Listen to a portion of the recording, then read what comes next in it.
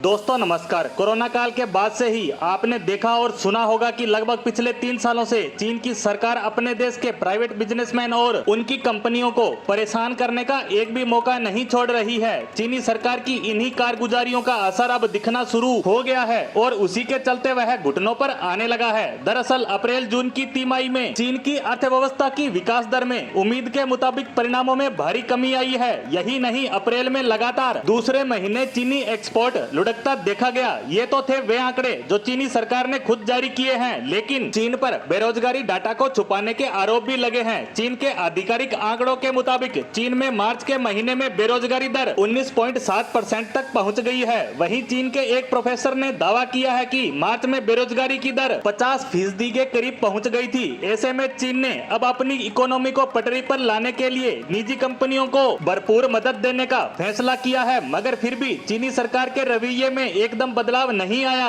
खपत में कमी आने और विदेशी निवेश घटने से चीन को अपने रुख में बदलाव करने को मजबूर होना पड़ रहा है। पिछले 3 साल से देखे तो सरकार ने प्राइवेट कंपनियों के नाक में दम कर रखा है। इसके चलते अलीबाबा जैसी चीनी दिग्गज कंपनी तक का मार्केट कैप बुरी तरह से लुढ़क गया। लेकिन अब बदले हालातों में चीन की सरकार ने प्राइवेट कंपनियों को लुभाने के लिए तमाम जतन करने शुरू कर दिए हैं। चीन के एक पॉलिसी डॉक्यूमेंट के मुताबिक चीनी सरकार निजी कंपनियों को बड़ा, बेहतर और मजबूत बनाएगी। उसके लिए वह कई बड़े कदम उठाएगी। इसमें कहा गया है कि private economy Chinese style modernisation को प्रमोट करने की नई ताकत है। यह उच्च स्तर के विकास की बेहद जरूरी बुनियाद है। इसमें कहा गया है कि देश में स्वस्थ कारोबारी प्रतिद्वंदता के लिए सिस्टम तैयार किया जाएगा। इसके अलावा प्राइवेट कंपनियों की ग्रोथ के रास्ते में आने वाले ब्रेकर्स को हटाकर एंटी मोनोपोली कानून लागू किए जाएंगे। हालांकि निजी कंपनियों को मदद के लिए जारी किया गया पॉलिसी नोट चीनी राष्ट्रपति की नीतियों के बिल्कुल उलट है। राष्ट्रपति जिनपिंग की नीतियां पिछले कई सालों से प्राइवेट कंपनियों पर